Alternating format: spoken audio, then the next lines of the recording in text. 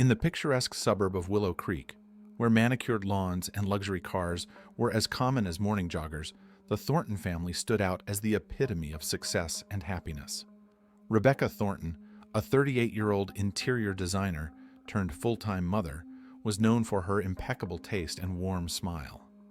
Her husband, Dr. Andrew Thornton, a respected cardiologist at Willow Creek Memorial Hospital, was admired for his dedication to both his patients and his family. Their children, 14-year-old Emma and 10-year-old Ethan, were bright, well-mannered kids who excelled in school and extracurricular activities. From the outside, the Thorntons seemed to have it all. Their Tudor-style home, with its perfectly trimmed hedges and blooming flower beds, was often the subject of admiration during the neighborhood's annual garden tour. Rebecca's dinner parties were legendary, drawing the elite of Willow Creek to sample her gourmet cooking and bask in the warmth of her hospitality. But beneath the surface of this picture-perfect life, Rebecca Thornton carried a secret that threatened to destroy everything she held dear. A secret born in the sweltering heat of a Florida summer nearly 2 decades ago, when she was barely out of her teens and desperate for escape. On a crisp autumn morning in 2023, as Rebecca stood at her kitchen window, sipping her morning coffee and watching the movers unload furniture into the house next door, she had no idea that her carefully constructed world was about to be shaken to its core. The new neighbors, she had learned from the ever-reliable grapevine of Willow Creek gossip, were a young couple from the city. The husband, she'd been told, was some hotshot lawyer, while the wife worked in marketing.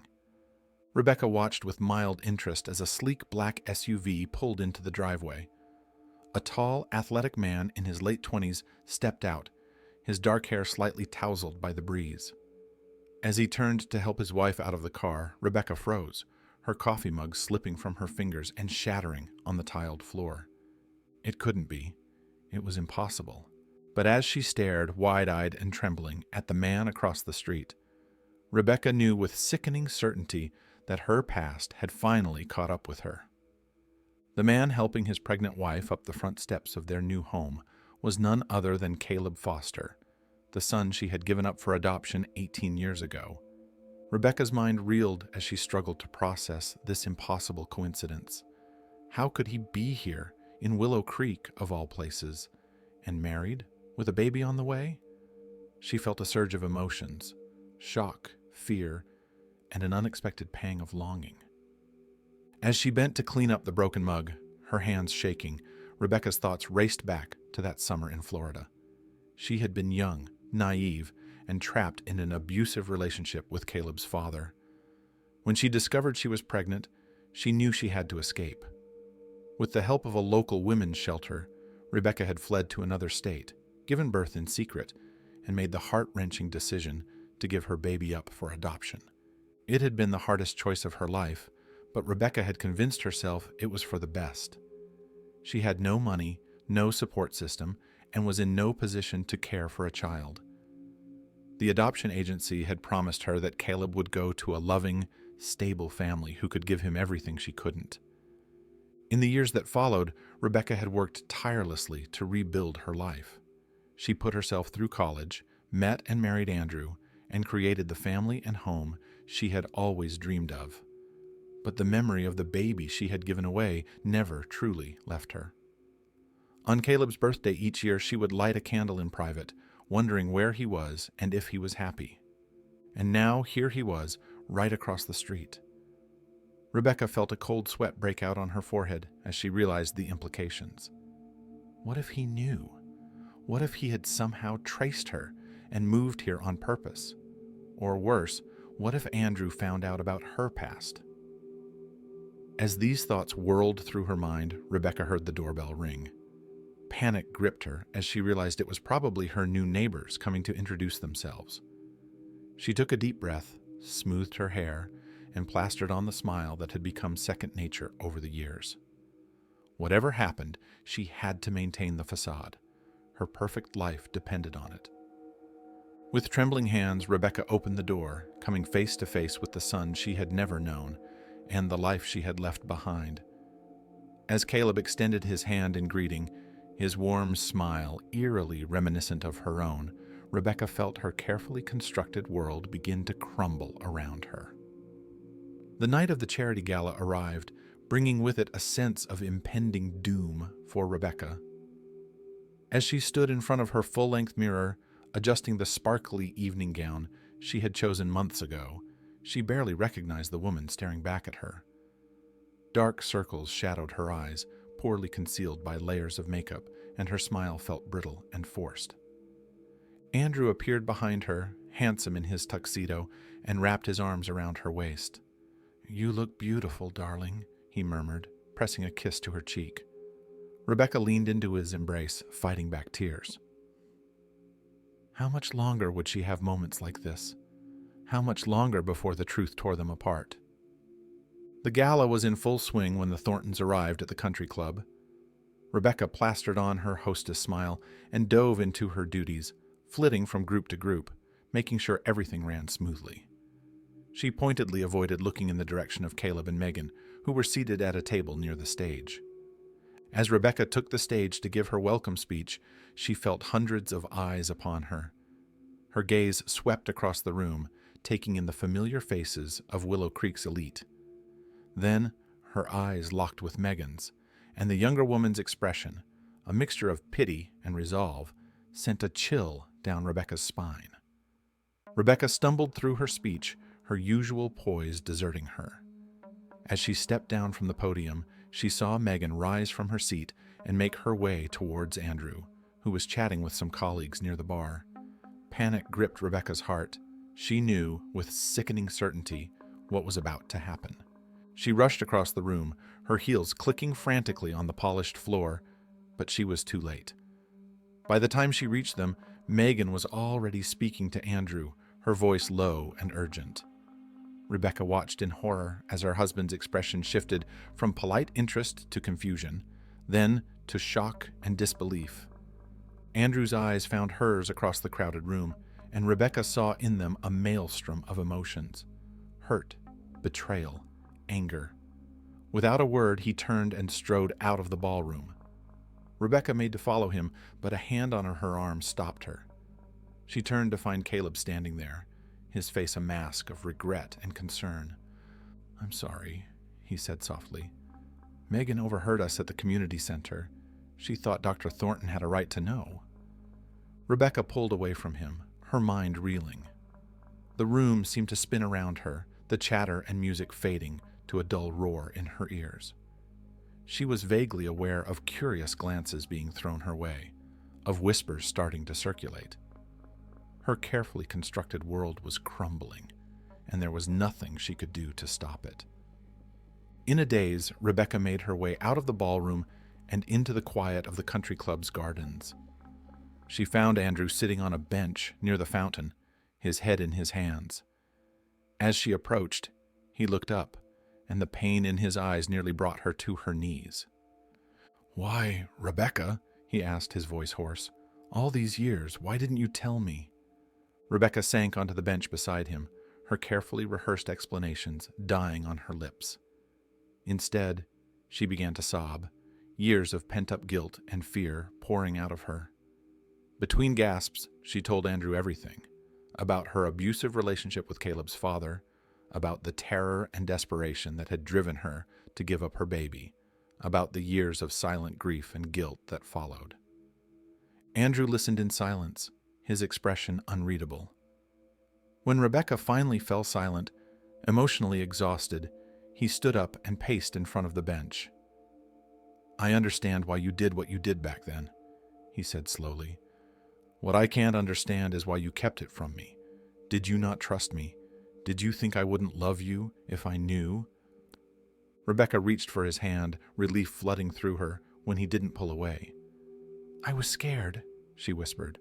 "I'd worked so hard to leave that part of my life behind. I was afraid that if you knew, you'd see me differently, that everyone would—" Andrew sighed deeply, running a hand through his hair. "I need time to process this, Rebecca. It's a lot to take in." As they sat there in the moonlit garden, the sounds of the gala floating out to them on the night air, Rebecca felt a strange mix of fear and relief. Her secret was out, for better or worse, But as she looked at her husband's profile, noting the tightness in his jaw and the hurt still evident in his eyes, she knew that the hardest part was yet to come. Inside the ballroom, the gala continued, but the atmosphere had shifted. Whispers and speculative glances followed Rebecca as she made her way back inside, Andrew a few steps behind her.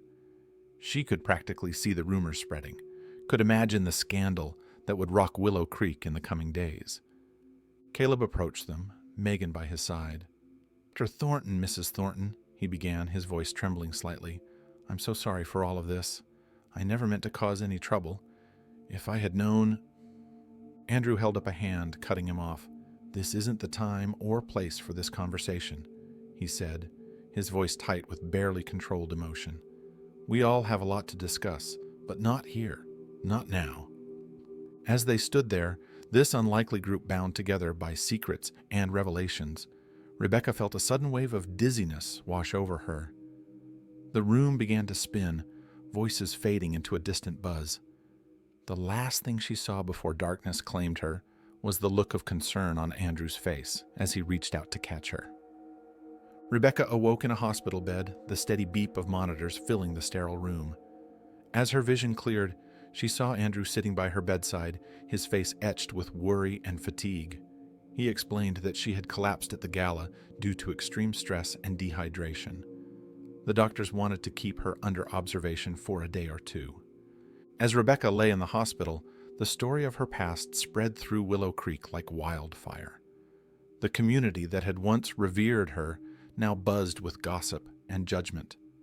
Some expressed sympathy for her difficult past, while others condemned her for her deception. The charity gala, meant to be her crowning achievement, was now overshadowed by scandal. Andrew, despite his own turmoil, remained by Rebecca's side throughout her hospital stay. They had long, painful conversations about trust, honesty, and the foundations of their marriage. Though hurt and confused, Andrew's love for Rebecca ultimately outweighed his anger. He assured her that they would work through this together, but it would take time to rebuild the trust that had been broken. Caleb visited Rebecca in the hospital, bringing with him a tentative olive branch. He expressed regret for the chaos his presence had caused, but also a desire to forge a relationship with his birth mother. Rebecca, touched by his forgiveness, agreed to take things slowly, knowing that integrating Caleb into her life would be a delicate process. Upon returning home, Rebecca faced the daunting task of explaining the situation to her children, Emma and Ethan. The conversation was difficult, filled with tears and questions she struggled to answer. While Ethan was too young to fully grasp the complexity of the situation, Emma's hurt and confusion were palpable. The teenage girl felt betrayed, questioning everything she thought she knew about her family. In the weeks that followed, the Thornton family embarked on a journey of healing and reconstruction. They began attending family therapy sessions, working through their feelings of betrayal, anger, and fear. Slowly, painfully, they started to rebuild their relationships on a foundation of honesty and understanding.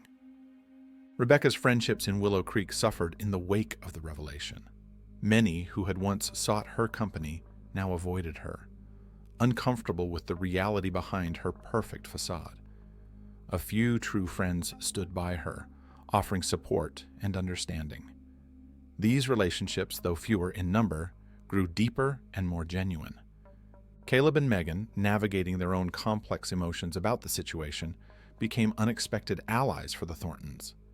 As Megan's due date approached, she and Rebecca formed a tentative friendship, bonding over the impending arrival of the baby, Rebecca's first grandchild. The birth of Caleb and Megan's daughter, Sophia, marked a turning point for everyone involved. Holding her granddaughter for the first time, Rebecca felt a sense of healing and hope that she hadn't experienced in years. The tiny baby seemed to bridge the gap between past and present, offering a new beginning for all of them. As months passed, the scandal that had rocked Willow Creek began to fade. Rebecca, humbled by the experience, stepped back from her role as the community's social leader. Instead, she focused on rebuilding her family and developing a relationship with Caleb and his new family. She also began volunteering at a local women's shelter, using her own experiences to help others who were struggling. Andrew, true to his word, stood by Rebecca throughout the ordeal. Their marriage, though tested, emerged stronger for having weathered the storm. He developed a cordial relationship with Caleb, recognizing the young man's importance in Rebecca's life. Emma and Ethan, with time and continued therapy, came to terms with their family's new reality. Emma, in particular, grew closer to her mother, gaining a new understanding and respect for the challenges Rebecca had faced in her youth. On a warm summer evening, a year after the fateful gala, the extended Thornton Foster family gathered for a backyard barbecue. As Rebecca looked around at the faces of her loved ones, Andrew manning the grill, Emma cooing over baby Sophia, Ethan and Caleb engrossed in a game of catch, she felt a profound sense of gratitude. The path to this moment had been painful and fraught with challenges, but as she watched her family, old and new, she knew that the truth, however difficult, had ultimately set her free. The scandal that had once threatened to destroy Rebecca's perfect life had instead forced her to confront her past and build a more authentic future. In letting go of her secrets, she had gained something far more valuable: genuine connections, deeper love, and the peace that comes with living in truth. As the sun set over Willow Creek, casting a golden glow over the gathering, Rebecca realized that her life was far from perfect. But in its imperfection, in the messy, complicated reality of family and forgiveness, she had found a happiness more real and enduring than any facade she had ever constructed. The story of Rebecca Thornton and her long-lost son would be remembered in Willow Creek for years to come. But for those who lived it, it became a testament to the power of truth, the strength of family, and the possibility of redemption. In the end, the suburban housewife's dark secret had led not to tragedy, but to a hard-won second chance at genuine happiness.